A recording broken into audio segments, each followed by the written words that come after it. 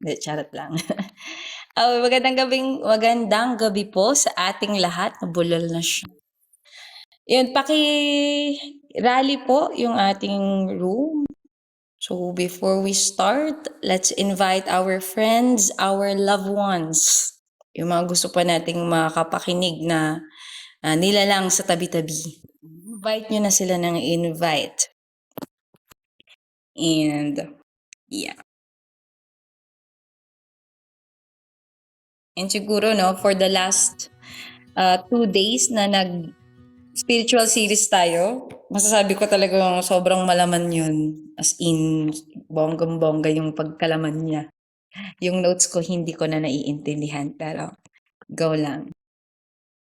Ayun, so let's invite, the seats are open. So, pwede po umupo ang lahat.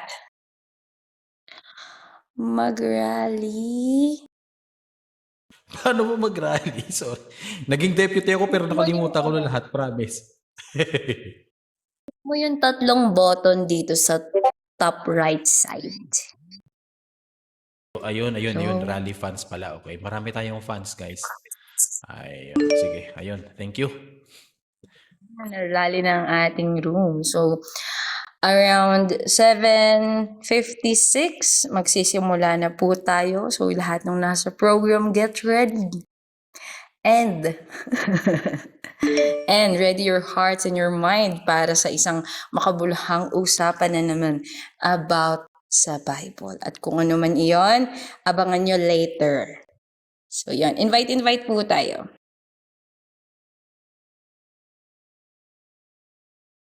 And siya nga pala mga kapatid, mga kapatid ko sa Zion. Wow, mga kapatid ko na sa Zion. And sa lahat po ng mga nakaupo. Mga estudyante ko. Magandang gabi po sa ating lahat. Welcome to our spiritual series night, kung saan pag-aaralan po natin ang mga parables from the New Testament. So, ngayon po, to start our program, of course, kailangan natin humingi ng guidance on what God has, kung ano man yung i-impose at kung ano man yung gusto pang malaman, ibigay sa atin ng Panginoon. Nawala ako dun ha. Anyways, tinatawagan ko po si Brother Zeke para sa ating opening prayer. So, Brother Zeke, whenever you're ready, the mic is yours. Good evening, everyone. Let's pray po. Lord God, thank you for this day. Thank you sa mga blessings na binigay mo po sa amin. This evening, Lord, fill us with the Holy Spirit. Gabayan mo po ang tagapagsalita ngayong gabi, Lord. Give us wisdom and knowledge. Buksan mo po ang aming mga puso. Comfort us with your words. Patawad po sa lahat ng aming mga pagkukulang at pagkakasala sa pangalan ni Jesus. Amen.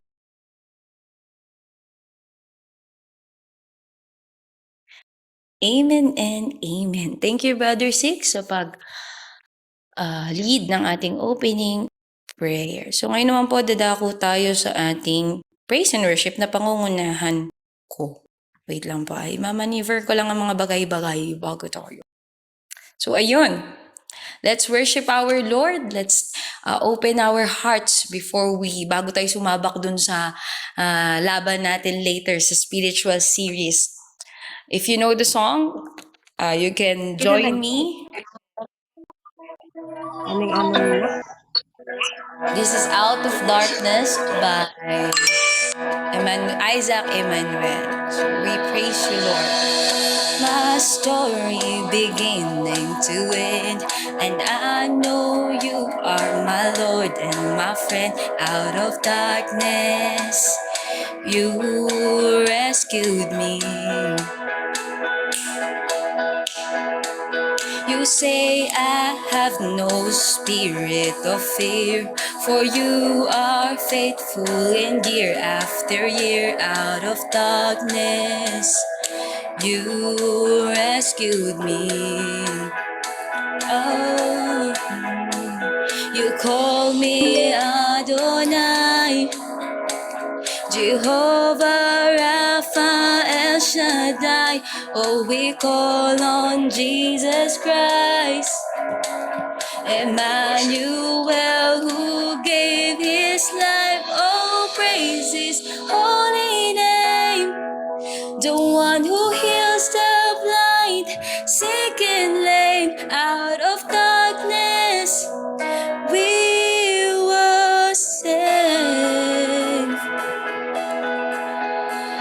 The darkness tried to unravel his plan, but my life was in the palm of his hand. Out of darkness he rescued me. Within his love I will always rejoice, and what he's done wakes me one. Raise my voice. Out of darkness he rescued me. Oh, we call on Adonai, we call on Adonai, Jehovah Rapha El Shaddai. Oh, we call on Jesus Christ, Emmanuel, who saved his life. Oh, praise his holy name. The one who heals the blind, sick and lame, out of darkness we were saved. The Lord Almighty reigns, the one who parts the sea and makes a way out of darkness. Jesus saves. Oh, yes, Lord. I once was lost, but now I'm found, forever free. You brought me out. I once was blind, but now I see. Your love for me will never leave. What broke me down won't keep me down. You lift me up, I'm stronger now. Exalt the Lord, the King of Kings. Let all of his creation sing. Oh, praise his holy name. The one who heals the blind, sick and lame, out of darkness we were saved. Oh, yes, God. Oh, Lord Almighty reigns, the one who parts the sea and makes a way out of darkness. Jesus saves. Oh, praise his holy name. The one who heals the blind, sick and lame, out of darkness we were saved.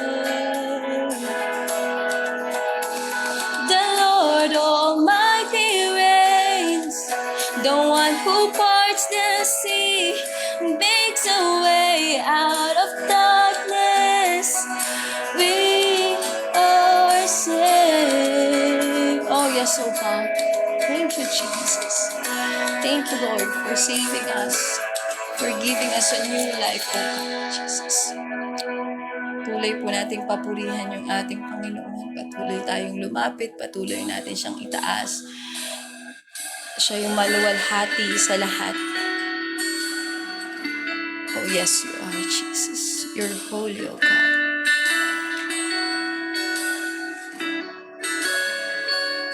Oh, we worship you, oh God.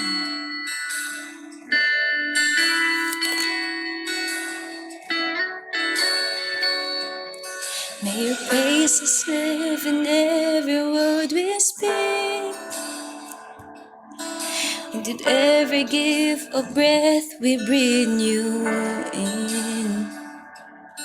All the works that you have done consume our hearts. Who in all the earth compares to who you are? Who in all the earth compares to who you are?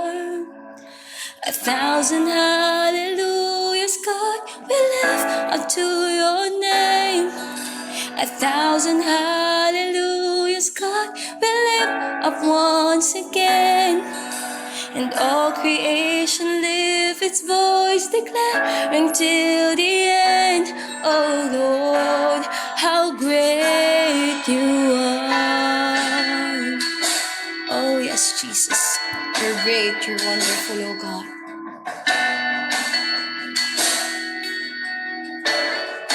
May your praises live in every word we speak. And with every gift of breath we breathe you in. All the works that you have done consume our hearts. Who in all the earth compares to who you are? Who in all the earth compares to who you are? 1,000 hallelujahs, God, we lift up to your name. 1,000 hallelujahs, God, we lift up once again.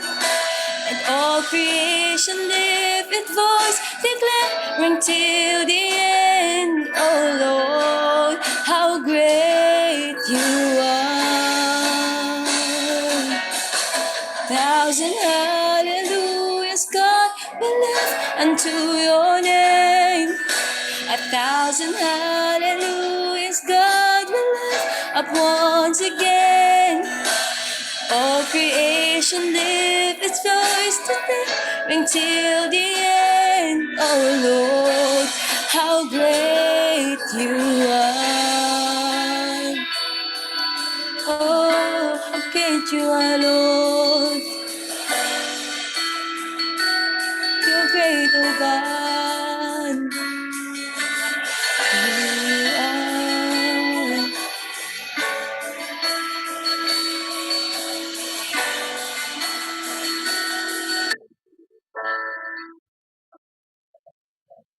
You are holy, strong and mighty, everlasting God. You are holy, strong and mighty, ever faithful God. You are holy, strong and mighty, everlasting God. You are holy, strong and mighty, ever faithful God. You are holy, strong and mighty, everlasting God. You are holy, strong and mighty, everlasting God. 1,000 hallelujahs come unto your name. 1,000 hallelujahs, God, we lift up once again. All creation lift its voice, declaring till the end, oh God, how great you are. 1,000 hallelujahs, God, we lift unto your name. 1,000 hallelujahs, up once again. All creation is declaring till the end, oh Lord, how great you are. Oh Lord, how great you are. Oh Jesus, thank you, Lord. Tunay nga, Panginoon, na dakila ka, O God. Dakila ka sa lahat, makapangyarihan ka, Panginoon, at karapat-dapat kang itaas, luwalhatiin, O God. Sa iyo po ang lahat ng papuri at pasasalamat, Ama. Sa ngalan ni Jesus. Amen. Amen.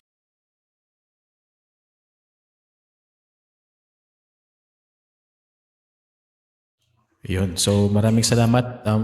Sorry. Maraming salamat Sister Zia sa napakagandang awitin, ano. And bago po tayo magsimula sa ating pag-aaralan tonight, gusto ko pong i-welcome yung lahat ng mga nandito, sa lahat ng mga pumasok, yung may mga desire at sa puso na mag-study and to grow deeper with the Lord. Ako po ay sobrang saya ko po na nandito kayo. And at the same time po is ganoon din po yung joy na nararamdaman ng Panginoon para sa inyo. Now, last time we have studied about the new cloth and the new wineskin, right? And which means na hindi pwedeng magsama yung old at saka yung new, di ba? Hindi natin pwedeng gawing pantakip butas yung Old Testament sa New Testament. Okay? Kasi nga, ito ay mapupunit at mapupunit. And mangyayari is mas lalong lalala, no? Yung, kumbaga, yung damage. Now, ewan ko sino yung nakarinig na sa inyo ng the parable of the sower. Parable of the sower and the soil. So, ngayong gabi mga kapatid, ito po yung yung pag-i-studyhan natin sa ating spiritual series, no? And this is the third time of our parable series, ano? So, bago po tayo magsimula, I would like you to join me, no, sa ating prayer. Humingi po tayo ng wisdom and knowledge and at the same time guidance sa Panginoon bago po tayo magsimula. Let us pray. Our most heavenly gracious Father God, Lord, we thank you for tonight, Lord God, for this opportunity, Lord, na kami po ay tinipon nyo rito sa aming FAM-VR. And Lord, we thank you sa mga taong nandito na merong desire to grow deeper and mas makilala pa si Jesus Christ, Lord. We thank them. And Lord, I pray that bigyan mo po ako ng wisdom. I pray for knowledge, Lord God, and I also pray for guidance, Lord, na lahat po ng mga salita na lalabas sa aking bibig ay magmumula lamang po sa inyo at hindi po sa akin, Lord God. Lord, we thank you for everything. I also pray, Lord, for knowledge and wisdom, and at the same time, Lord, sa mga lahat ng mga nakikinig, cleanse their hearts, Lord God, and also their minds. And nawa yung mga matutunan nila tonight, Lord, is maisabuhay po nila. And hindi lamang po nila gawing salita. Lord, we thank you for everything. This all we ask and pray in the name of our Lord Jesus Christ. Amen and amen. Yes, Lord, thank you. So, excited na ba kayo? Kasi ako excited ako, promise. I am really excited to share this study. So, by the way, mga kapatid, if you have your Bibles with you, kindly open it in the book of Matthew, chapter 13, verses 3 to 9. Okay? So, the parable of the sower. I don't know if narinig nyo na yung parable na to. But this time, I will be reading. No? I will be reading the passage. Now, meron po tayong dalawang passage for tonight. First is yung Matthew 13, 3 to 9, which is kinuwento ni Jesus yung parable. And then yung Matthew 13, 18 to 23. Dito naman po yung passage kung saan in-explain ni Jesus yung parable. Right? So bakit ako excited? Kasi sobrang ganda ng truth dito, mga kapatid. So, let's go ahead and if you have your Bibles with you, I'm gonna go ahead and lead you. No, you can just read silently or you can read it with your eyes. So let's go ahead and read Matthew 13, 3 to 9. Jesus used stories to teach them many things. He said to them, "Listen to me. A farmer went out to plant seeds in his fields. While he was throwing the seeds, some of them fell on the path. The birds came and they ate those seeds. Other seeds fell on the ground which had rocks. There was not much soil in that place. The seeds quickly began to grow because the soil was not deep. But when the sun rose, it burned the young plants. They soon died because they had not grown down well into the soil. Some other seeds fell among thorn bushes. Those bushes grew up with the young plants. They stopped the seeds from growing into strong plants. But some seeds fell on the ground. But some seeds fell on good soil, and strong plants grew from those seeds. Some plants made 100 new seeds, some plants made 60 new seeds, and some plants made 30 new seeds. Then Jesus said to the crowd, "You have ears, so listen well to what I say." Mga kapatid, I would like you to take note of this, okay? Tandaan niyo yung numbers kanina. Some plants made 100 new seeds, some plants made 60 new seeds, and some plants made 30 new seeds. Bakit gusto kong i-take note or gusto kong tandaan nyo to? Because this number has significance and it has meanings. Okay? And right after this, since nabasa ko na yung parable, we'll try to read the Matthew 13:18 to 23, kung saan inexplain ni Jesus kung ano ba talaga yung ibig sabihin ng parable na sinabi niya. Okay? Now, I will be reading it to you again. I know you have your Bibles with you. Matthew 13:18 to 23. Jesus then said, "Listen to me now. I will tell you what this story about the farmer means. Some people hear the message about God's kingdom, but they do not understand it. Satan comes and he quickly takes the message away from their minds. The seeds that fell on the paths show what those people are like. Other seeds fell on soil with rocks in it. This is like some people who hear God's message. These people are happy to believe it for a time, but they are like plants that have not grown down well into the soil. So they only believe for a short time. They may have problems, or other people may do bad things to them because they obey God's message. When that happens, these people soon stop believing. Some seeds fell among thorn bushes. This is like people who hear the message from God, but they have many troubles in their minds. They want to get more money and more things. They think that this will make them happy. So they do not let God's message change them. They are like plants that do not grow well and make new seeds. But some seeds fell on good soil. This is like other people who hear the message from God and they understand it. These people are like good plants that grow well from one seed. Some good plants make 100 new seeds. Other good plants make 60 new seeds. And some good plants make 30 new seeds. Ayun. Now, ano nga ba yung sinasabi ng text sa atin? Sa observation, ano yung sinasabi ng text natin? So let me go ahead and give you a setup, mga kapatid. Sa observation natin, as what you can see, Jesus is teaching crowds by the sea. So nasa tabi siya ng dagat. Right? And makikita niyo yung setting na to sa Matthew 13:1 and 2. Now, yung section na to, it begins a collection of parables. And if you can remember, and if you have read the Bible, yung about the parables, marami pong mga parables from Matthew, Luke, and John. Okay? And this parable uses familiar imagery with deeper meaning. Okay. So, magtuturo ako mga kapatid sa ating Matthew 13 verse 3 to 9. So, sino makakabasa ng verse 3? Brother Zeke, andyan ka ba? Can you read verse 3? Matthew 13, 3 to 9. Okay? Can you read verse 3? Next natin si Sister Shimei. Sige.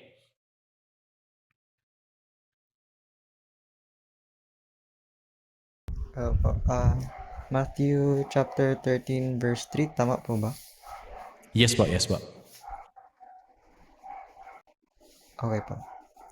And he told them many things in parables, saying, a sower went out to sow.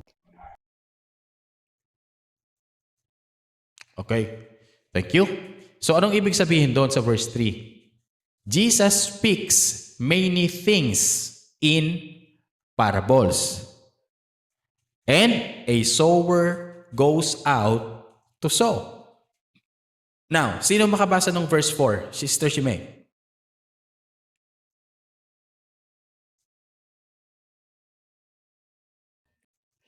Ayan po, dito po sa verse 4, and as he sowed, some seed fell by the wayside, and the birds came and devoured them. Okay, very good. So again, sa verse 4 natin, some seed falls on the path or sa daan, bird come and devour it. So yung mga seeds na napupunta dun sa daan, nilalapitan ng ibon at tinutuka, kinakain. Right? Now, upasahin ko yung verse 5 to 6. Sabi sa verse 5 to 6, some seed falls on rocky ground with little soil. It springs up quickly because the soil is shallow. When the sun rises, the plant is scorched. Because it has no root, it withers. So tama nga naman, ano? Kung yung isang halaman ay tumutubo and wala siyang ugat, there is a possibility that siya ay mamamatay or it will wither. Right? Now, let's go with verse 8. Verse 7, sorry. Some seed falls among thorns. Thorns grow up and choke the plant. Yan. Diba? So yung ibang seed na nanunubo doon sa may mga thorns, alam niyo naman kung anong word, ibig sabihin ng choke, diba? Parang sinasakal yung tanim na tumutubo doon. Right? And verse 8, some seed falls on good soil. It produces different yields. Ayun, it produces different yields. Yun yung sinabi natin yung numbers kanina. 100-fold, 60-fold, and 30-fold. Now, verse 9. Tinapos ni Jesus yung kanyang parable. Ano sabi ni Jesus? He who has ears, let him hear. Ayun. Doon tinapos ni Jesus. Right? Now, let's see tingnan natin ng sa explanation ni Jesus. Okay? Sa part na in-explain ni Jesus sa Matthew 13:18 to 23. Punta tayo dito. Now, verse 18. Jesus tells the disciples to hear the parable of the sower.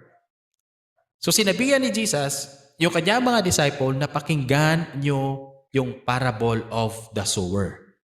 Now, verse 19. Tignan natin yung verse 19. The word of the kingdom is heard but not understood. Gets nila mga kapatid? The word of the kingdom, naririnig nila pero hindi nila naiintindihan. Next is, the evil one snatches away what was sown. And this seed sown along the path. Alright? So ito po yung mga seed napunta dun sa path. Okay? Napunta dun sa path na kinain ng bird. Right? This seed is the seed sown along the path. And sabi nga dun, the evil one snatches away what was sown. Yan. Next is, punta tayo dun sa mga seed na napunta sa rocky ground. Verse 20 and 21, the rocky ground. The person hears and receives the word with joy. But has no root and only temporary. So, ibig sabihin, when tribulation or persecution arises because of the word, he falls away. Diba? Ito yung mga taong nakakarinig sila ng word, they enjoy it, but only temporary. Okay? Now, punta tayo dito sa thorny ground. Yung may mga ano tawag dito sa thorny, yung mga tusok-tusok. parang sa rose ba? Ayun. Sige. Punta tayo dito sa thorny ground.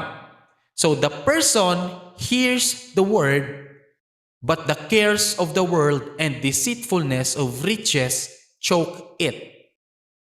Bakit? It becomes unfruitful. Yan. Okay? Now, punta tayo dito sa mga seed na napunta sa good soil.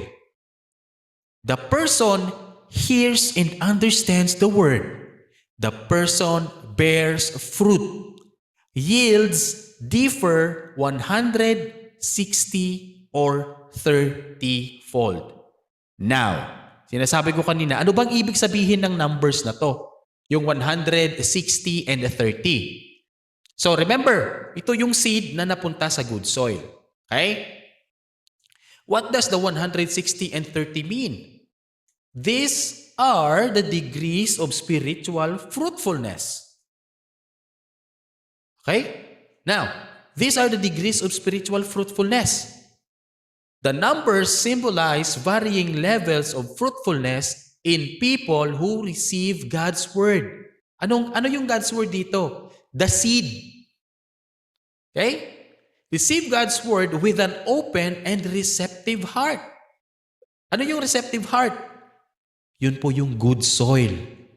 Okay? Even among sincere believers, the impact or spiritual harvest differs. Some produce greater fruit, other less, yet all are genuine. Diba? So yung iba, nakaka-produce ng great fruit or ng mas maraming fruit, which is 100-fold, and yung iba naman, merong nakaka-produce ng less fruit, which is 30-fold, but it doesn't matter because all of those are genuine. Right? Now, 100-fold, exemptionally fruitful life. 60-fold, strong fruitfulness. 30-fold, real but smaller fruitfulness. So yung emphasis po nito mga kapatid, this is not a comparison. Okay? This is not on comparison, but on the fact that good soil always bears fruit. Okay? Good soil always bears fruit. Now, let's talk about God's abundant multiplication. This is also one of the, this is also God's abundant multiplication. So in ancient Israel, mga kapatid, yung normal crops might be 7 to 10 times what was planted. Depende sa kung anong itinanim. Okay? So, yung 30, 60, and 100, masasabi po natin yan that it is miraculously abundant. Bakit? Jesus is showing that God's kingdom produces far greater results than natural expectation. Right? Now, also mga kapatid, yung 160 and 30, this is also the evidence of a transformed life. Yung fruit po na sinasabi natin dito, the fruit can mean changed character, love, patience, and holiness. It can also mean good works, spreading the gospel, and spiritual growth. Now, it also represents visible outcomes of receiving God's word deeply. Now, the numbers 160 and 30, it represents different levels of spiritual fruitfulness. Abundant multiplication in God's kingdom. And last but not the least, it varied, no? It varies like 160 and 30, but the real results in people who genuinely receive and live out God's message. Now, mga kapatid, punta po tayo sa ating interpretation. Ano nga bang ibig sabihin ng text natin? Ano nga bang intensyon ng author? Bakit niya sinulat yung ganitong parable? Bakit niya sinulat yung ganitong context? Now, what is the seed? Ano yung seed? So, Jesus identifies the seed as the word of the kingdom or the message of God's reign through Jesus Christ. Amen? Alam nyo guys, na-excite ako as we go through, na-excite ako. Now, sino yung sower? Who is the sower? Primarily, the sower is Jesus Christ. Secondarily, anyone who proclaims God's word. Amen? Ayun. So ano nga bang nire-represent ng soil? The soil represents the different kinds of human hearts, different responses to the gospel. Okay? We have different kind of human hearts and we have different kind of responses to the gospel. Now, ano yung meaning ng bawat soil dito sa parable natin? Now, let's see. The hard path, yun sa verse 19. Okay? The hard path represents a heart resistant, unresponsive, or uninterested. Ibig sabihin, yung word hindi nagpe-penetrate sa kanya.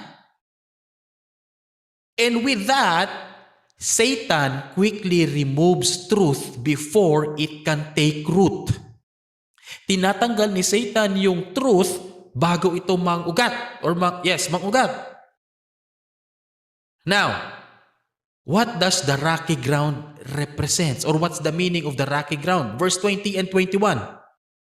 It represents superficial or emotional response. Joy is present, but the depth is missing. Pressure, trials, or persecution expose the lack of root. Ito po yung ibig sabihin nito is this is a temporary faith, not enduring discipleship. Now, punta tayo dun sa thorny ground. Verse 22. What does the thorny ground means? It represents a divided heart. Yung halaman na tumutubo yung halaman, but the environment is hostile. Worry, yung worry and wealth, ito po yung nagso-suffocate sa kanilang spiritual growth. Okay? Now, yung pagiging fruitful nila or yung fruitfulness is choked out. Parang nasasakal yung pagiging fruitful nila. Not by attack, but by destruction. Now, let's talk about the good soil sa verse 23. What's the meaning of the good soil? It represents a receptive and persevering heart. Ito po yung seed na nakakaintindi and it retains the word. It bears fruit. It has transformed life. Merong obedience, merong character, and merong ding influence. But here's the thing. Yung pagiging fruitful nila, fruitful varies, okay? But fruit is inevitable. Ibig sabihin, hindi mapapigilan yung pagiging fruitful nila. Okay? Fruit is inevitable where the word is truly received. Diba? Now, let's go with the other explanation here. Now, the kingdom advances through God's word. Paano? Paano nag-advance yung kingdom through God's word?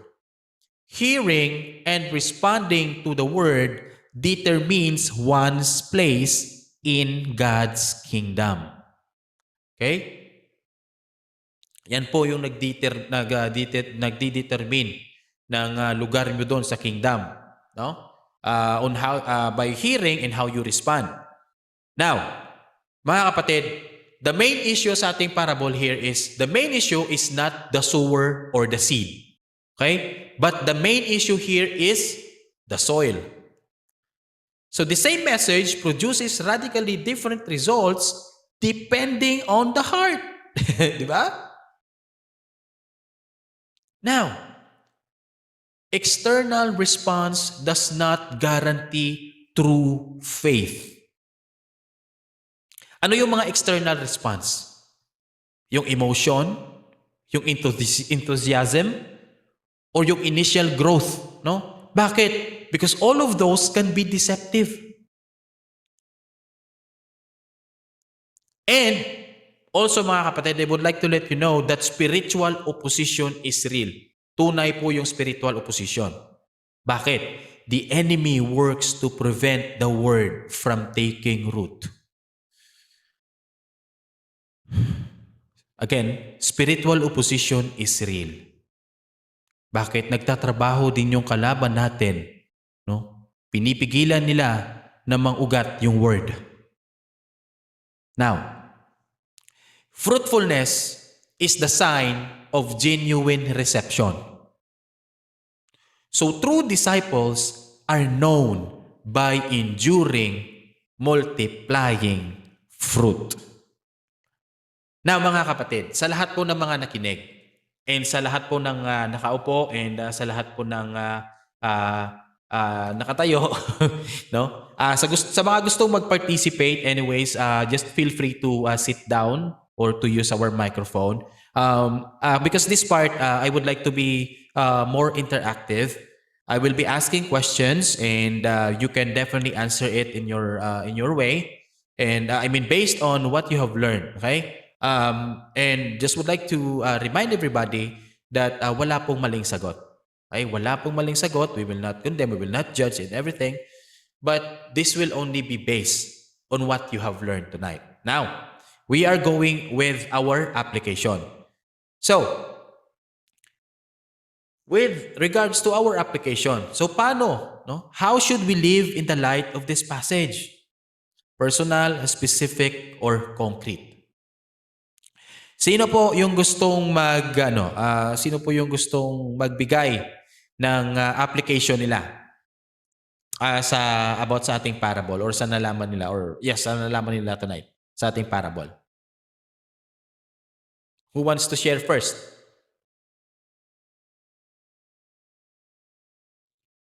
Wala? Wala gustong mag-share?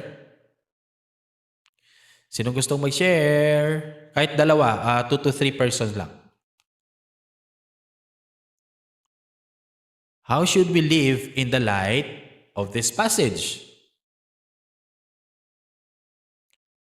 Okay. So since walang gustong mag-share, I just hope na you guys or lahat kayo dito is nakikinig, because again, this is really important for me, para sa akin, and at the same time mabubusog tayo spiritually, So now, yung question po dito is, how should we live in the light of this passage? Personal, specific, and concrete. Now, I would like you guys to have a personal heart evaluation. Okay? Tanungin po natin yung sarili natin. Which soil am I most like today? Which soil am I most like today? Ikaw ba yung path na soil? Are you resistant to areas of God's Word? Or ikaw yung mabato, yung rocky? Do you shrink? Do you shrink back under pressure or discomfort?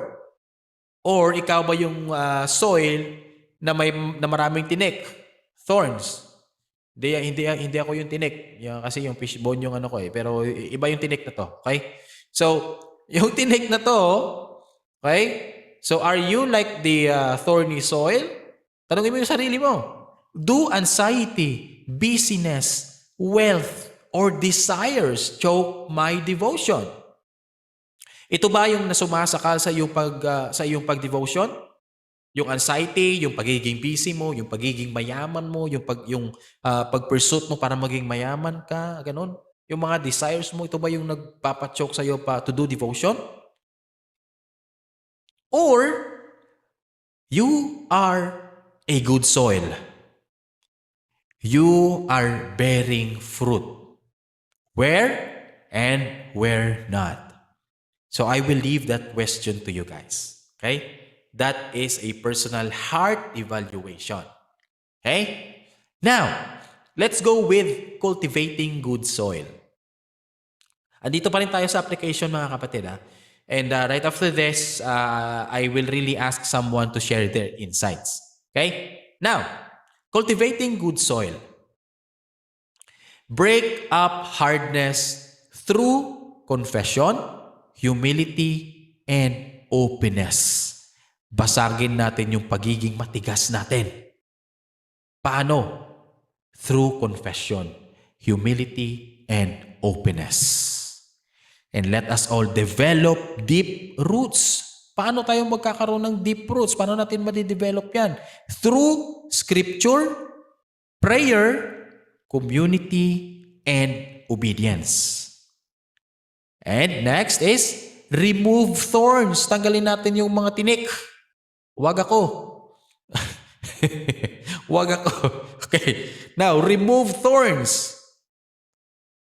Gawin nating simple yung buhay. Okay? Simplify life. Paglagay tayo ng limits, no? Set limits on work, technology, and money pursuits. Kasi minsan nagiging busy na tayo kakapursigi ng pagpapadami ng pera, ganun. And minsan nabibisi na rin tayo sa kakascroll-scroll sa cellphone. Diba? We have to set limits on it. Now, kung meron man tayo mga anxiety, no, address our anxiety with trust in God. Now, number 4, last but not the least, pursue fruitfulness, not just activity. Alright? Pagpursigihan natin yung fruitfulness, hindi lamang yung mga activity, okay? Paano mag-pursue ng fruitfulness? Let's pursue love, joy, peace, and patience. If we know the gospel, mga kapatid, gospel influence on others. And let us all have obedience in daily decisions. Ano ba ang mga desisyon natin sa buhay? Ano ba ang mga desisyon natin araw-araw? Let us all have obedience and trust our Lord Jesus Christ with our decisions and our plans. Okay? Now, meron ding tinatawag dito, meron ding ministry application. Hindi lamang personal, but meron ding ministry application, ano? So, we have to expect mixed responses. Okay? So, yung tinatawag nating faithful sowing, it does not guarantee visible success. Okay? Jesus, always remember this. Take note of this. Jesus himself encountered all 4 soils. Ibig sabihin, na-encounter na ni Jesus yung lahat ng 4 na soils dito. Okay? Different kind of responses of their hearts. And Jesus himself encountered them all. Now, kapatid, you have to keep sowing widely. Okay? The sower throws seeds everywhere. Ano? Sino nga ulit yung sower? That's Jesus. And He is throwing seeds everywhere. So, our response should be, we should be hopeful. Meron tayong pag-asa. We should be generous and we should be persistent. We have to trust the power of the seed. Yan. Mga kapatid, right after ng parable ito, I don't know, if makakapunta tayo sa the parable of the mustard seed, you will really, really appreciate the truth of this. Okay? Kung nakikita yung mga kapatid, yung mustard seed, that is one of the smallest seed sa Israel. Pero, kapag tumubo yung mustard seed, ito ay nagiging puno and sobrang laki. Okay? That's why, trust the power of the seed. Even small beginnings can produce supernatural harvest. Now, community application. So tulungan natin yung iba, no? Let's help others identify thorns and rocks. Let us all encourage each and every one of us, and let's encourage perseverance under trials. Celebrate fruit, no, wherever it appears, even in small measure, kahit na maliit lang. Create an environment where the word can grow, teaching, accountability, and encouragement. Now, here's the thing mga kapatid. Ito yung pinaka-exciting part. Pag nagbabasa ako ng passage and every time I study the scripture or this kind of parable, you know what? Ano yung pinaka-exciting? I always ask myself, who is Jesus in the parable? Kasi mga kapatid, bakit tinatanong ko who is Jesus in the parable? Hindi natin maiintindihan yung parable if we are not able to find Jesus on that passage. Okay? Who is Jesus in the parable? Number 1, Jesus as the sower. The sower is the one who scatters the seed. Ano yung seed? The Word of God. And in the parable, the seed represents the message of the kingdom of God, which comes through Jesus' teaching, preaching, and ministry.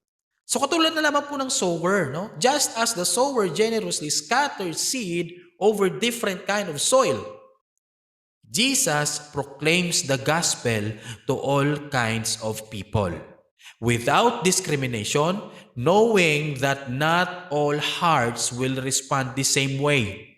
Diba? Alam na ni Jesus. Jesus still proclaims the gospel sa kahit lahat ng uri ng tao.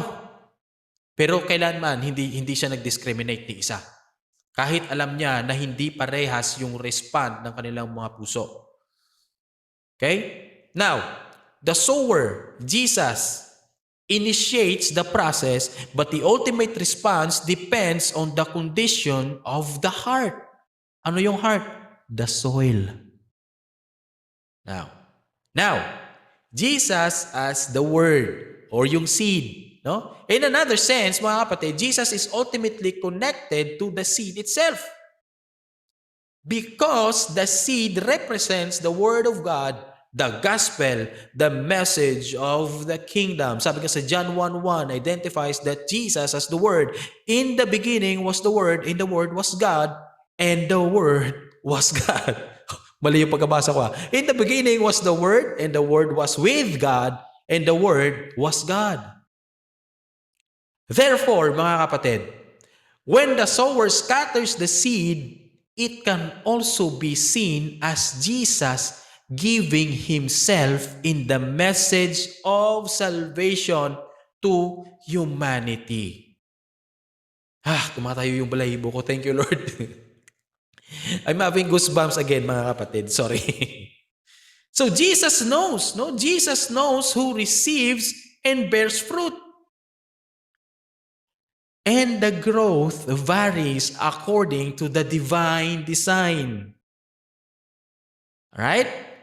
Now, this time mga kapatid, tapos na akong magbigay ng application at the same time, nasagot ko na rin yung tanong, who is Jesus in the parable? Now, let's go with our interpretation. So, our insight. I would like you guys to share your insights. So, who wants to share their insights? Yes, Brother Zeke. Yun yung gusto ko. Nag-raise hand agad. Let's go, Brother Zeke.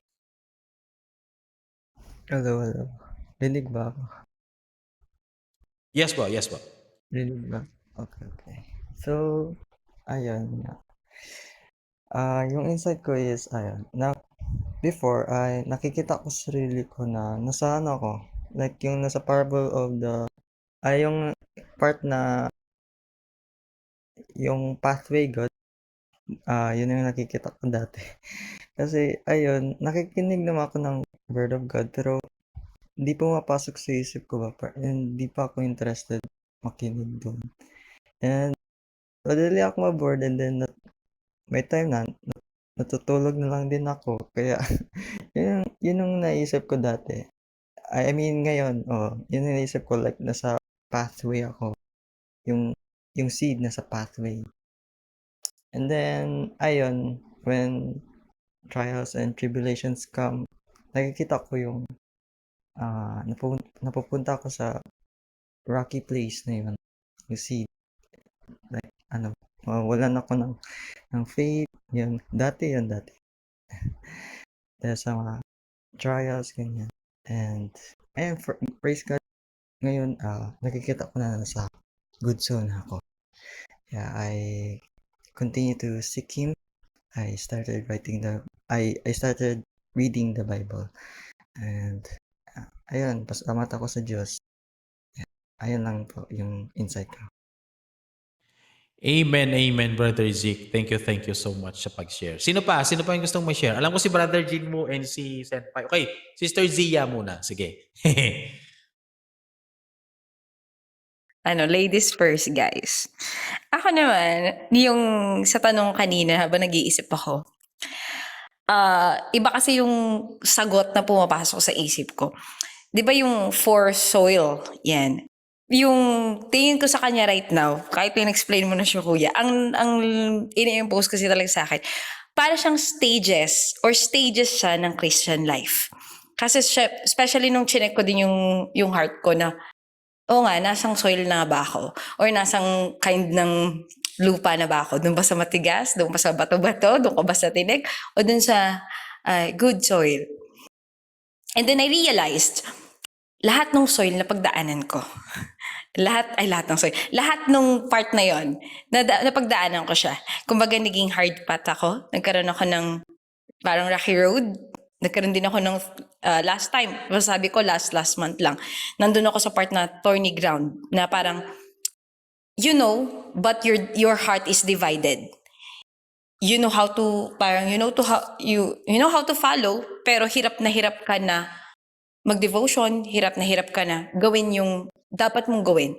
And right now, in the moment that God made me realize na ano yung gamit ng devotion at bakit kailangan mo maging equip is for you para magamit ka niya in the near future or magamit ka niya in everyday lives. So para sa akin yung pinag-aaralan natin ngayon is about the stages of Christian life. Na I know everybody na napagdaanan din talaga. So, yun po yung aking insights. Ayun, napakagandang insight din. Thank you, Sister Zia. Actually, it can be considered as well, But because it really depends on the response of our hearts, no. So different soil, different stages of faith, no. So thank you so much, Sister Zia. Sino pa yung gustong mag-share? Share, open your mic, or forever hold your peace. Sino pa? Brother Senpai, Zinuo? Hinihintay ko kayong sumagot. Sino yung mauna? Lolo Sen. Okay, Senpai. Let's go, Brother Senpai. Wait lang, hindi ba ako lag? Feel ko lag ako. Ay, hindi pa. Hindi ka lag. Sige. Di ba? Hindi. Sige, magsalita Ay, hindi ka. pala. Tuloy-tuloy. Hindi kasi lumalabas. Sige. Ano, okay pa. Yung yan is, nakikintorny pa talaga ako. Torny soil kasi pag dumadating pa talaga yung anxiety sa akin, tulad ng pag magpe-presider or mag-a-announce minsan or kakanta, is nasusuka pa din talaga ako. Oo, nagaganon pa din ako. Lumalabas pa din yung anxiety ko kasi di ako mahilig talaga pa mag-setup pag madami yung mga tao talaga. Pero nakikita ko naman na yung fruit na na-overcome ko na siya with the help of God, no? And blessed ako kasi napunta ako dito sa ministry ng Zion and I'm still growing and knowing Jesus more pa. Ayun lang po. God bless you with your family. Ayun, maraming salamat, Brother Senpai. Di ba? Pag share mo, hindi ka nag-lag. Pero pag nag-announcement ka or wala, naglalag talaga. So, okay. Now, punta tayo kay Brother Jinwo. Let's go, Brother Jinwo. Sa akin naman dun sa first of all yung sa mustard seed kasi kapag yung wala ka pa talagang yung malalim na relationship with Lord, kasi tinuro sa church namin yung leader ko nagturo sa akin na nag-uumpisa pa lang ako sa aking faith, no? Nasa progress. Kumbaga, nandun yung mustard seed, no? Yung tinutukoy niya na kailangan magkaroon na maging fruitfulness yung pag tumubo yung mustard seed. And kasi sabi ni Lord no, siya yung taga-dilig no, do sa mga halaman no na patubo. Siya yung taga-dilig and tayo yung ang tawag dito. Tayo yung tayo pala yung nagdidilig. And si Lord yung nagpapatubo ng halaman. And dito makikita mo kung magiging fruitfulness yung puno. Kasi kapag hindi ka naging fruitfulness, di ba? Yung tangkay puputulin tapos itatapon sa lawang apoy. Bagay tayo yung sanga ni Lord. Siya yung puno. And tayo yung sanga. Di ba? Sa akin naman, dun sa apat na nasa stage ng turn. Kasi minsan nawawalan ako ng time, honestly, no? Sa devotion yan, sa prayer, minsan nakakalimutan ko. Devotion din, no? Kaya mas, sa time na ganyan, no, mas lalo ko talagang inaano si Lord, sinisi. Baga, habang tumatagal ka sa paglilingkod kay Lord, dun mas lalo kang sinusubok ni Lord sa pananampalataya mo, no?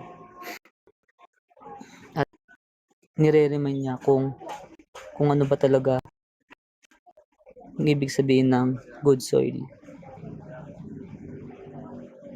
Diba? Kasi bawal kang tawag dito, bawal mo ilipat yung kung saan ka tinanim ni Lord, dun ka tutubo. Bawal kang lumipat, no? Baga si Lord lang yung makakapagpalipat talaga sa iyo. Hindi mo kayang ilipat yung sarili mo, hindi mo kayang i-handle, no? Kumbaga kailangan mo talaga mag-trust kay Lord.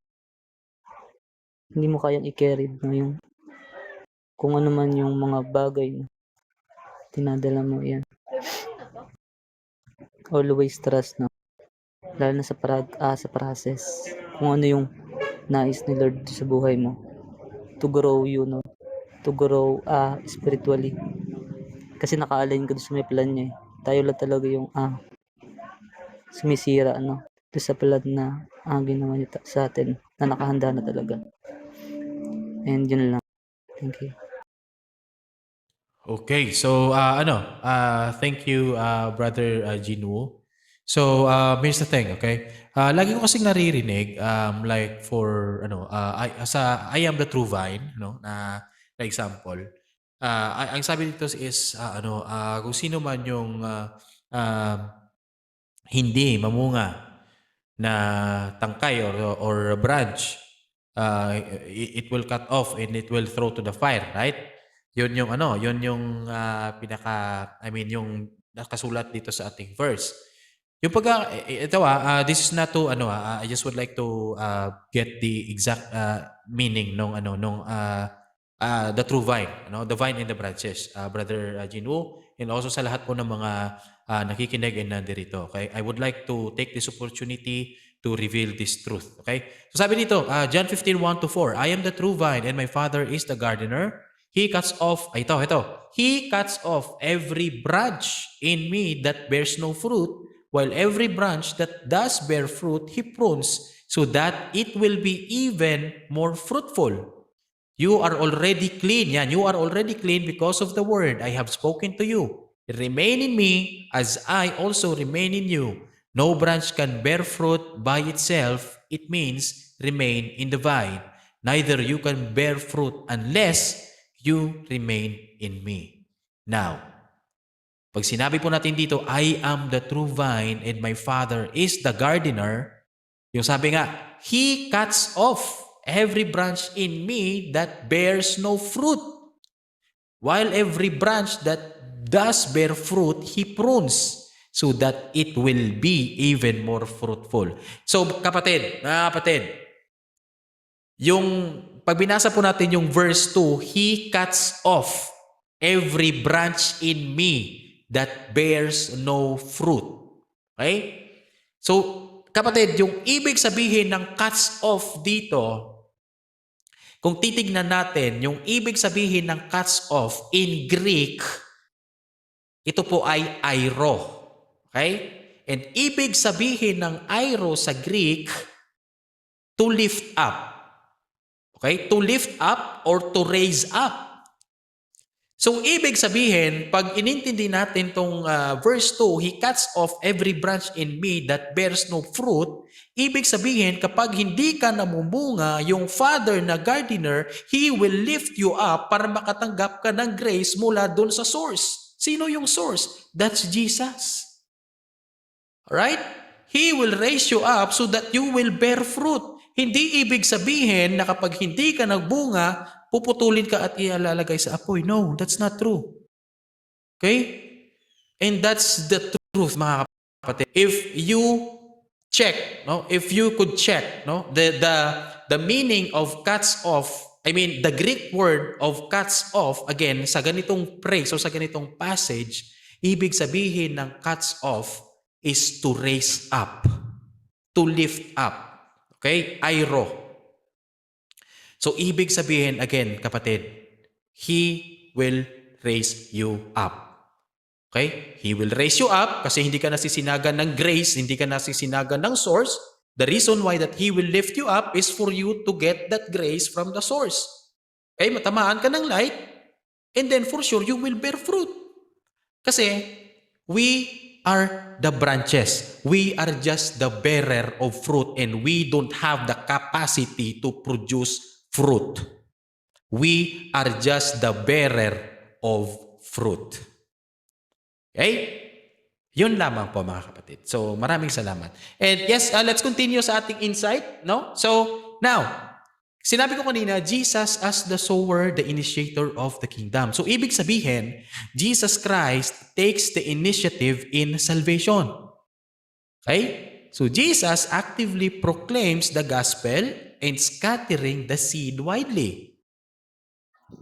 So, yung parable mga kapatid, this reminds us that salvation begins with Jesus' action, not ours. We receive what He offers. Our response determines fruitfulness. Now, Jesus Christ is the divine messenger and planter of the kingdom. So yung mission ni Jesus is proactive and it is gracious. Okay? Now, let's go with Jesus as the word or yung seed. This is the message of life. Okay? Ando po yung sa scripture natin sa verse 19 and sa John 1:14. So, the seed represents the word of God. The gospel of the kingdom, which is Himself. Jesus is the word incarnate, giving life to all who receive Him. Now, pag naririnig natin yung gospel, mga kapatid, hearing the gospel is encountering Jesus Himself.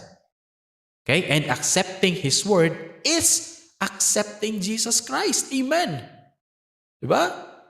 And mga kapatid, Jesus is not only the sower, but He is also the seed. The very message of life is in Him. Okay? The very message of life is Jesus Christ.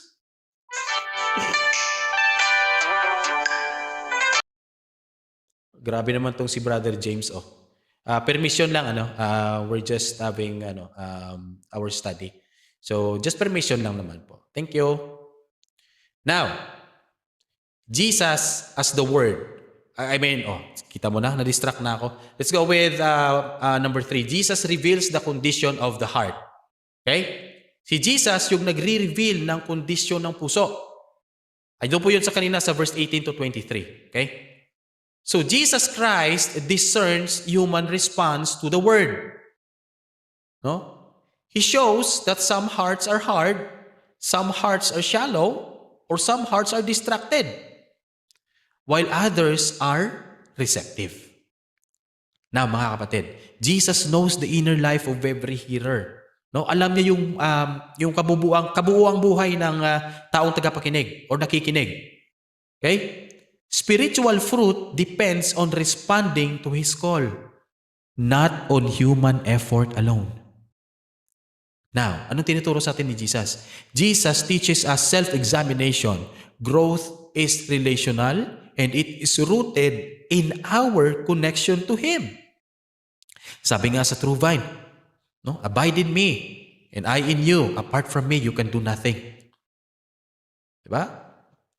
And Jesus brings transformation and fruitfulness. Ano po sa verse 23 natin? So the good soil again produces 30, 60, or 100-fold.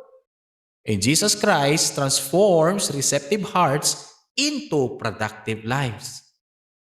Now, anong kasama ng ano? Ano yung included dito sa fruit? The fruit includes obedience, love, and spiritual influence.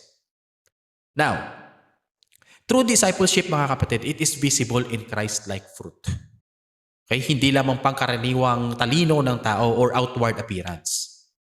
And this is the most important thing. Jesus is the source of spiritual fruit.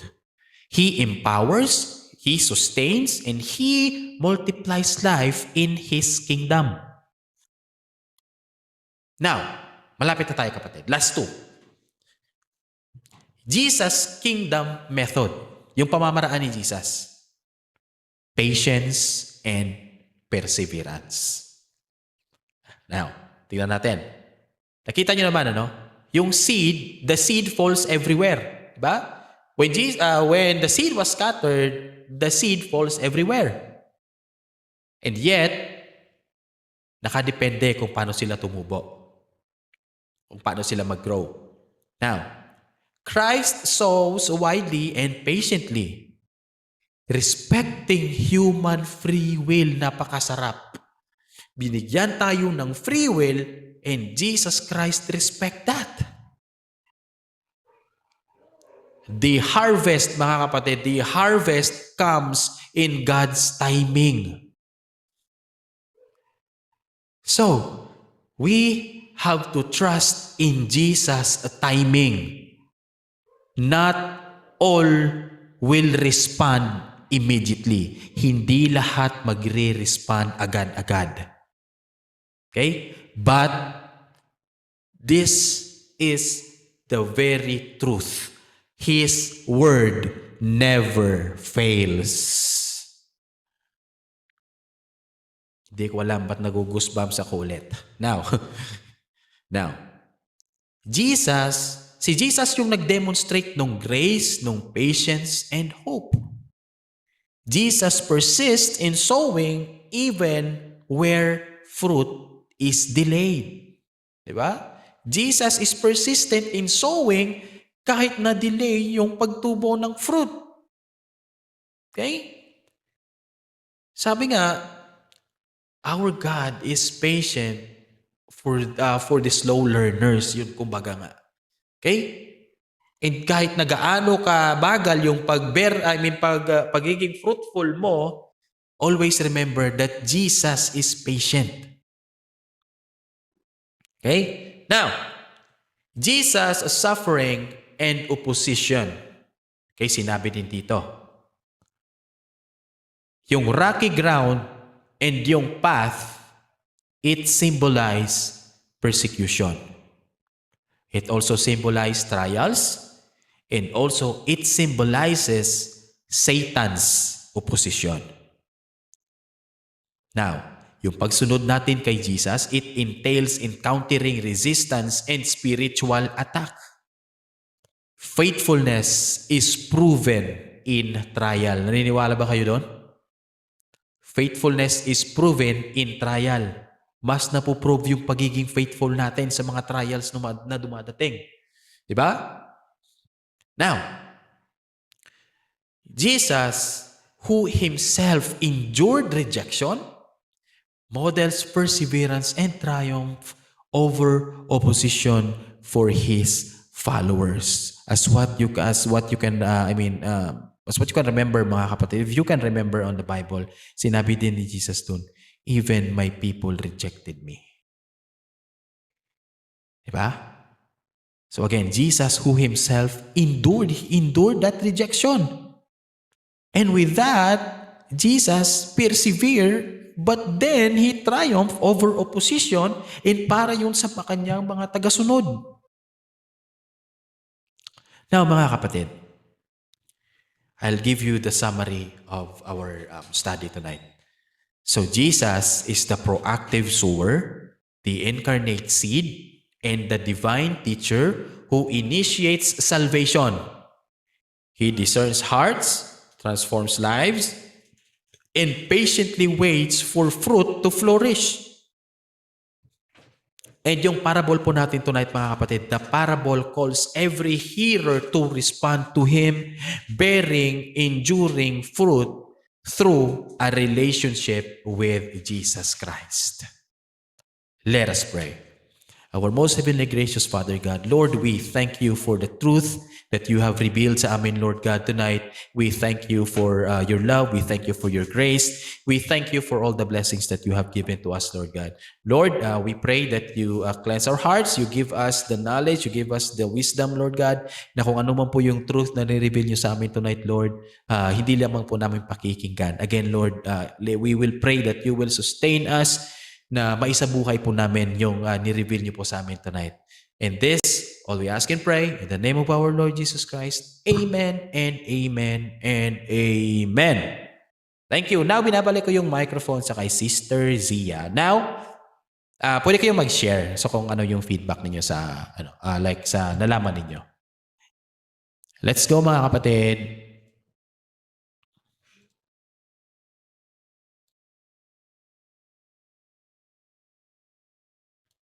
Okay, the mic is yours, Sister Zia.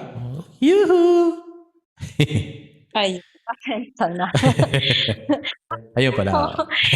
Sabihin mo pa sila ng insights. Sorry. Oh, Anyways, they can yun share their feedback. Oo. po. Baka may... Siguro ako muna para... Wait lang. Very quick lang. Ayan, siguro ako muna.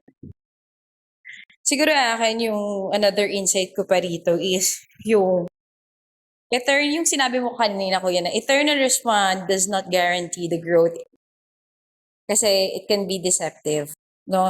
So, especially some of us, ako, aminado ako dito talaga before na, alam mo yun, sobrang init mo, pero deep inside, you know there's something wrong. Deep inside, alam mo may bagay ka pang hindi na-accomplish, may mga bagay ka pang hindi sinusunod, or kumbaga, slave ka pa rin nung sins na ginagawa mo. And sobrang, sabi ko, natamaan ako doon. Natamaan ako doon na very, very bongga. Kasi sabi ko nga, oo nga, and it takes a lot of time for me to realize what I am doing. And it takes me a lot of time para i-check yung heart ko kung nagfa-follow po ba talaga ako o hindi. But, and another thing is yung, wait lang po, gulo-gulo kasi yung notes ko. Ang bilis kayo halita ni Brother Fish.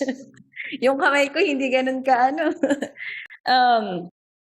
yung another thing pa siguro sa insight ko is yung we need to develop deep roots. So, papasok dun yung scripture, more relationship through prayer to our Lord, the community, and obedience. Kasi alam nyo ba, nung na-realize ko to, last week lang, pag kulang siya ng isa, ano pa rin talaga, kumbaga, yung root mo, hindi siya ganun ka-deep.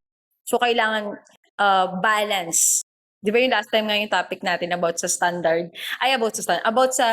building foundation. So sabi ko doon, we need to have standard. So kasama to sa mga standard ng Panginoon na kailangan, kasama siya, inaaral mo yung scripture, you're praying, you're creating your sacred space to our Lord. Siyempre may connection ka, di ba? Yung prayer connection natin yan sa Panginoon, yan yung pwede ka maglabas ng sama ng loob mo sa Kanya. And ang kapalit niya doon is peace. Diba? Every burden na, di ba sabi sa 1 Peter, basta sa 1 Peter yun na, cast all your anxieties Kasi He cares for you. So, yung prayer, ano siya, sacred space natin siya para sabihin sa Panginoon kung saan tayo nabibigitan, saan tayo nahihirapan, ano pa yung dapat nating gawin. So, ayun, we have to develop those things and always check our hearts kung nag-a-abide ba tayo. Kasi sometimes, yes, mainit tayo sa praise and worship, mainit tayo sa pagsunod or paggawa ng ministry. Paggawa. Basta pag, nawala ka din Yung, basta yung pag, ano mo ng ministry mo. Yan. Mainit tayo sa part na yon. But, when nobody sees, what are you doing? When nobody sees, are you still following Lord? Are you still following our God? So, yun. We have to also, ayun lang pala. So, we have to develop our deep roots and, yeah. So, yun po. Baka may sunod pang gustong magbigay ng kanilang insights or learnings ngayong sa gabing ito na inaral natin, no? Or gusto niyo po mag-volunturo tayo? Hindi, charot lang. Hindi tayo mag-volunturo. Yun, si Brother Zeke daw. Ano man yung iyong natutunan ngayong gabi, Brother Zeke, share it with us. Grabe yung wisdom na binigay sa atin. Now ko lang naisip noon na si Jesus is yung seed, tapos yung seed napunta sa soul, di ba? Which is us. Tama ba? Tama ba, Pastor? Kasi it's like Jesus died for our sins para magkaroon tayo ng salvation. So, ayun yung yung napunta sa isip ko talaga. Like, ano lang ako na, wow, ganun. Tama ba, Pastor Fish? Tama ba? Hello? Yes, he Hello, is the hello? seed and the sower. Oo. Okay. Sorry. Ayun, yun, tama. Yes, yun. Na-shock talaga ako na-surprise ako sa wisdom na binigay mo pa sa akin, Pastor. So, I'm thankful kay God na ginamit ka, Pastor, para bigyan kami ng panibagong wisdom. Ayan, praise God. Yun lang.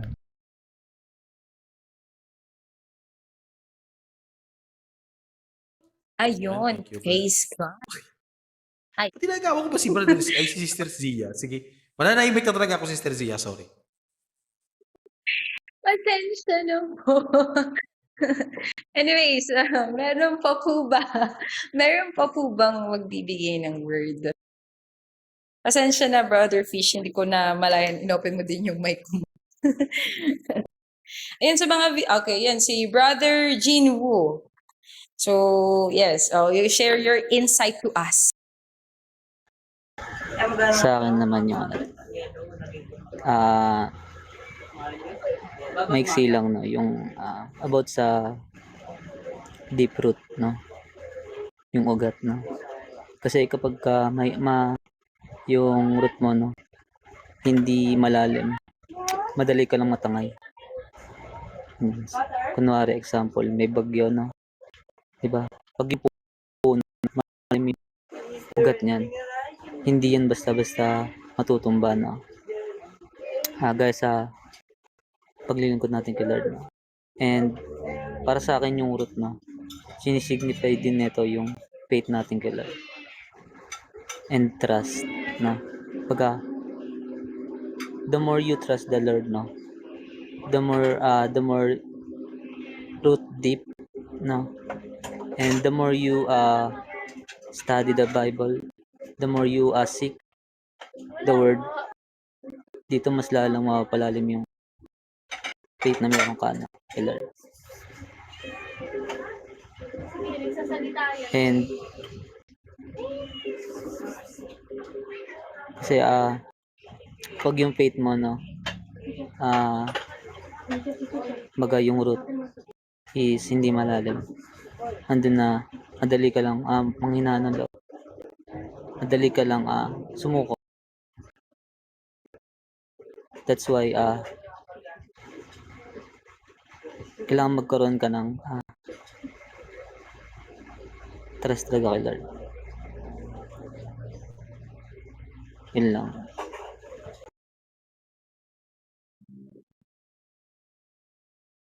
Ayun, thank you so much, Brother Gino. Yes, we need to have deep root. Kasi sa daming challenge natin sa buhay, kailangan natin talaga ng steady foundation. And matatagpuan lamang natin iyan sa ating Panginoon na si Jesus. Ayun, sa ating mga kapatid, sa ating mga bisita dyan, baka po may gustong mag-share, especially sa pamilya ng Teletubbies. Baka po may gustong mag-share sa inyo. Kasi I was surprised na nandito sila eh. It's like, wow. Yun. So, ayan. Baka po merong gusto sa inyo mag-share. Kahit po maiksi lang. And wala naman pong mali sa kung ano yung magiging insight nyo. That's your insight. And that's what the Lord imposed to you. So, yan. Thank you rin po sa pagpunta.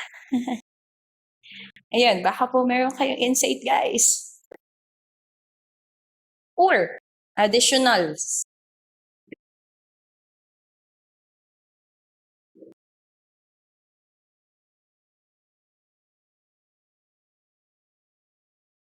Oh, go Ate Ina, share your thoughts, share your wisdom to us.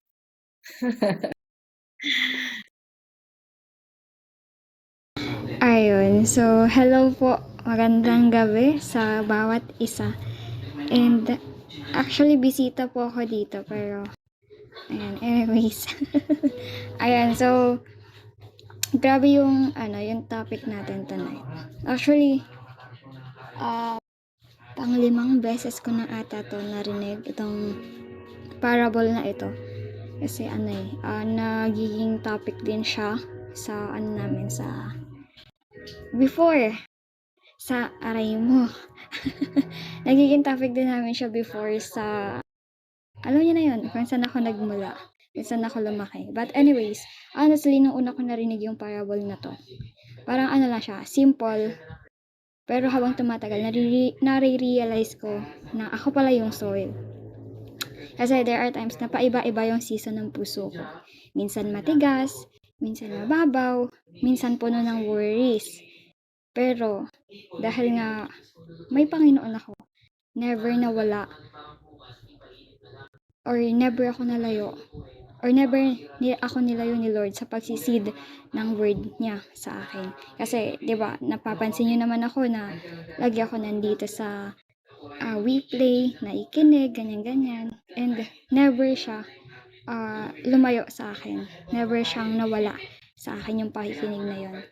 But then, yung una kong dito, yung una kong naging parang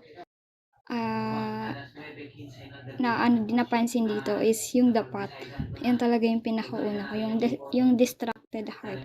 Kasi meron akong season na na alam niyo, kapag gumagawa ka ng devotion or gumagawa ako ng devotion, minsan talaga napaka-distracted kong tao. Diba? After ko gumawa ng devotion, syempre, babasahin ko yung Bible, aaralin ko, i-elaborate ko, or papaliwanagin ko yun sa sarili ko kung paano ko siya i-apply. But then, after ko gumawa ng devotion, balik na naman ako sa pagpo-phone. So, ewan ko ba, siguro naging kaugalian ko na rin talaga na hindi mawala sa kamay ko yung pagsi-cellphone. Isa talaga yan sa sa challenges talaga nating mga mananampalataya na talaga nakadikit na talaga sa atin tong phone na to. Pero ayun nga, parang sa sobrang distracted ko, nawawala sa akin yung parang nakakalimutan ko yung message ng devotion na na inaaral ko. And then parang dito naging parang natutunan ko dito or na-realize ko dito na dapat kong i-guard yung heart ko. Kasi mabilis talaga nakawin ng enemies yung truth na dapat nagbibigay sa akin ng peace, which is correct siya. Kasi magaling kumilos yung kaaway na gagawa at gagawa siya ng rason para ma-distract tayong mga lingkod ng Panginoon. Kaya always natin i-guard yung heart natin para alam natin or para malabanan natin yung kaaway. And the second one is yung the rock guard ba yun? Basta yung swallow heart. Ayan, isa pa yan. Alam nyo ba? Kapag umaattend ako ng mga youth camp or mga retreat, yung mga ganyan, yung mga parang alam niyo yung more on kasiyahan, more on fellowship, ganun. Minsan na-experience ko yung sobrang saya sa presence ni Lord. Hindi naman talaga mawawala yan kapag umaano ka. Shallow heart pala. Sorry naman, Jinwoo, di ba? Ayan, so kapag after nun, pag tapos ko nung makipagsaya or maki-enjoy sa presence ni Lord, pag uwi ko parang bumabalik na naman ako sa totoong reality ng buhay, which is yung problema. Nare-realize ko din minsan na na ang hype ko lang kapag doon yung foundation ko, kapag nakiki-join ako sa kanila.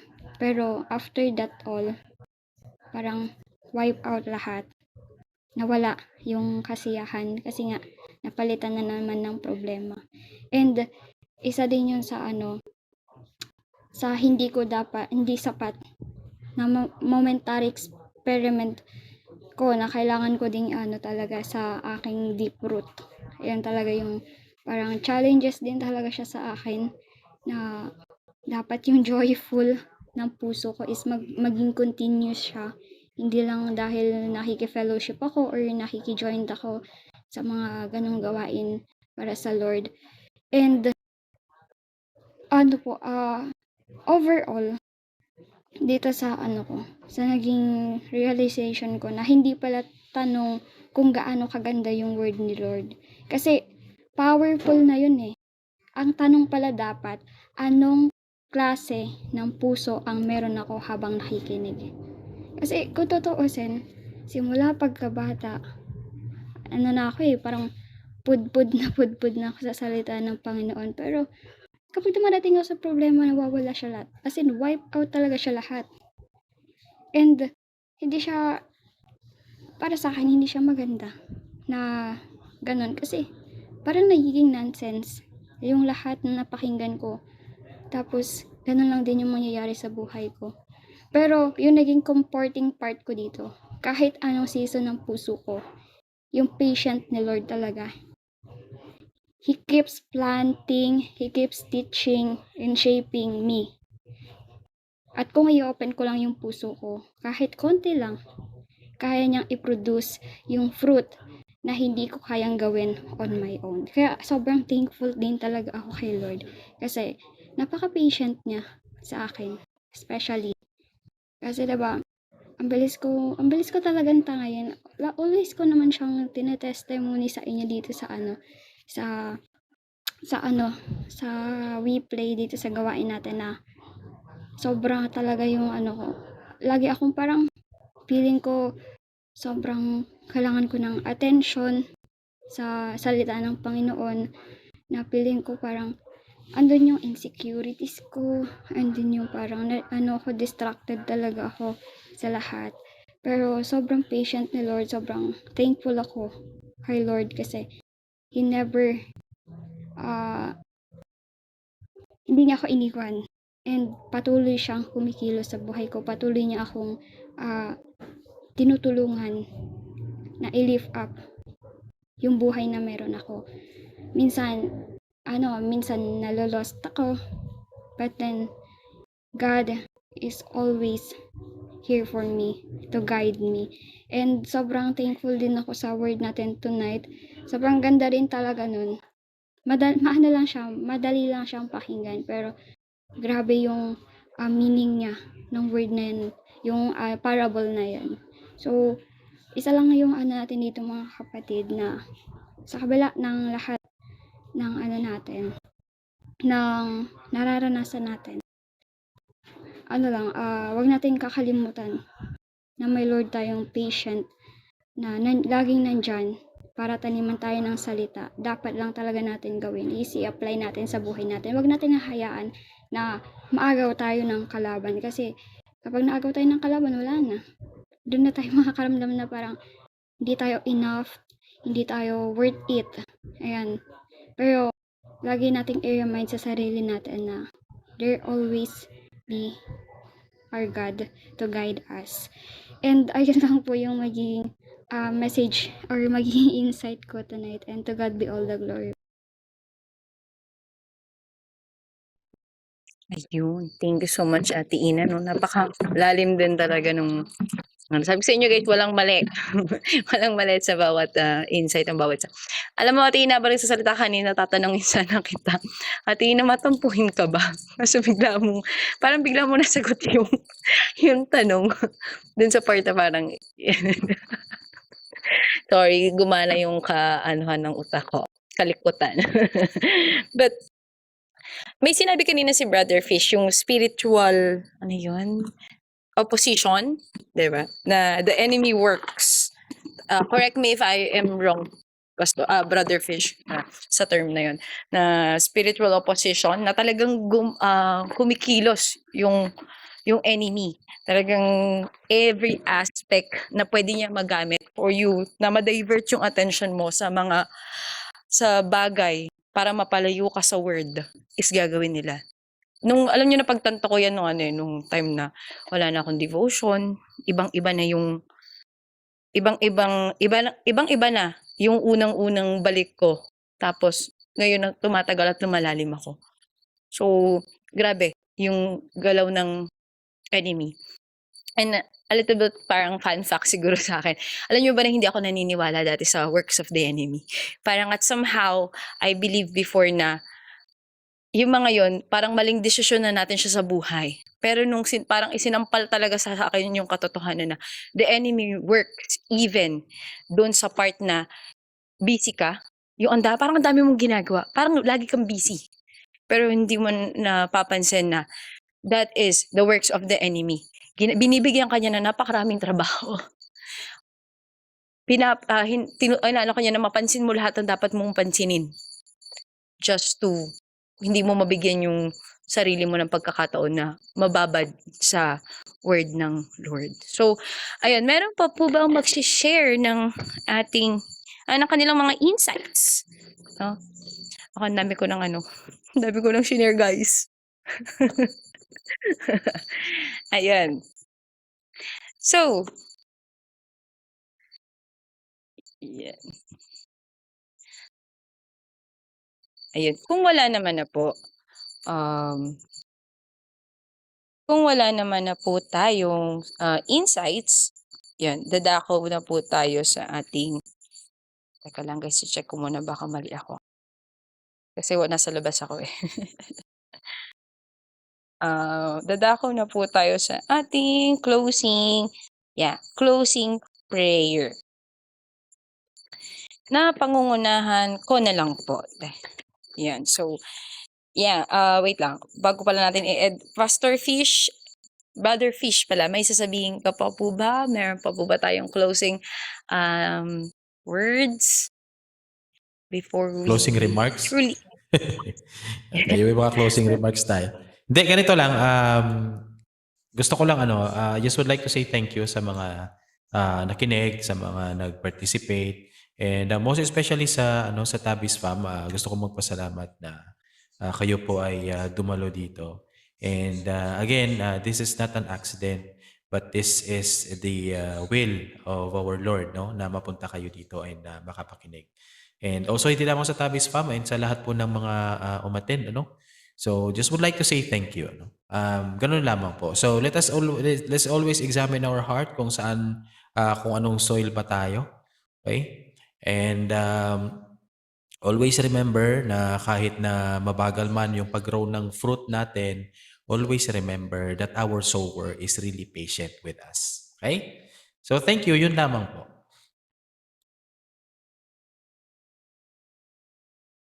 Ayun. Bago ang aking closing remark, let's have our closing prayer. So, of course, sinimulan natin siya sa panalangin, i-end din natin siya sa isang panalangin, no?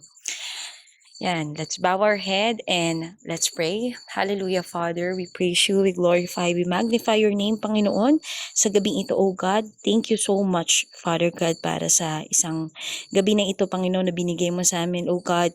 Even yung part na pag-impose mo sa mga taong ito ng spiritual series, Panginoon. Sobrang nagpapasalamat po kami bagkus punong-puno po siya ng wisdom, ng knowledge, O God. At marami kami natutunan, Panginoon, about your parables, O God. Na even bigla ako nabibigla, Panginoon, sa lahat ng mga revelasyon, Panginoon, na ipinapadala mo, Panginoon, through our preacher, Panginoon. And Lord, salamat po, Panginoon, sa pag-iingat mo sa amin, Panginoon, even yung pag-guide sa amin, Panginoon, all the way to end this program, Panginoon. Salamat po ng marami, Lord God, for your love and your mercy, Panginoon. Tunay nga, Lord God, na hindi kami karapat-dapat mahalin dahil kami may makasalanan. Ngunit, Panginoon, patuloy mo kaming minamahal, patuloy mo sa amin pinapakita, Panginoon, yung grace, yung wave ng grace mo, yung wave ng mercy, at yung wave ng love mo, Panginoon. At patuloy mo sa amin pinaparamdam, O God, na ikaw yung seed, ikaw din yung sower, Panginoon, ng buhay namin, O God. All we have to do is to check our hearts, Panginoon, kung nasan kami, kung anong soul kami, Panginoon, at check if we are abiding your words, O God. And Lord, I pray, Panginoon, ngayong gabi, Panginoon, ingatan niyo po kaming lahat, O God, sa aming pagtulog, sa pagtatrabaho ng iba, Panginoon, sa pag-aaral ng iba, O God.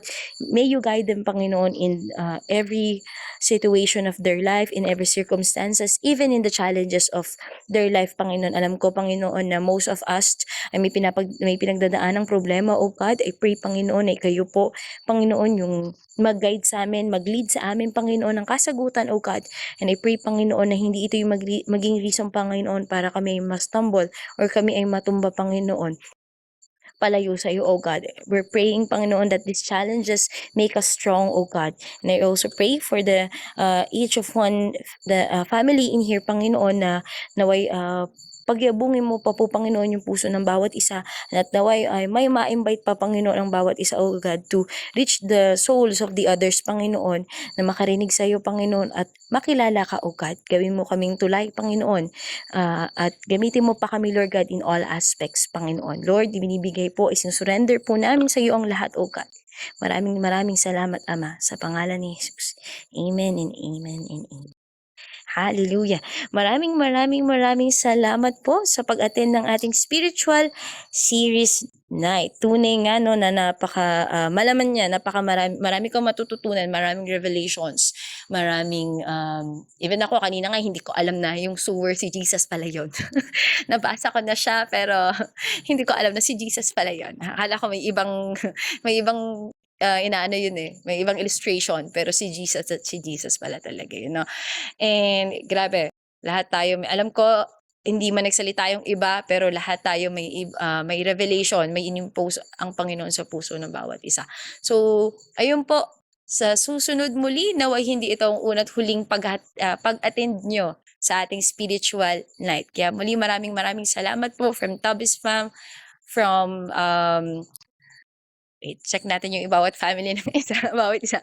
The Quago, especially the Zion, no, sa pag-launch ng gawaing ito. So maraming salamat po sa bawat isa. Naway pagpalain kayo at gabayan kayo lahat ng Panginoon. So ang lahat po ng papuri at pagsamba ay sa atin noon lamang. So ayun po, hindi po ako si Jessica. So ako lilipad na kasi magsasanitize pa po ako ng classroom. Ayun. So paalam na po sa ating lahat. Maraming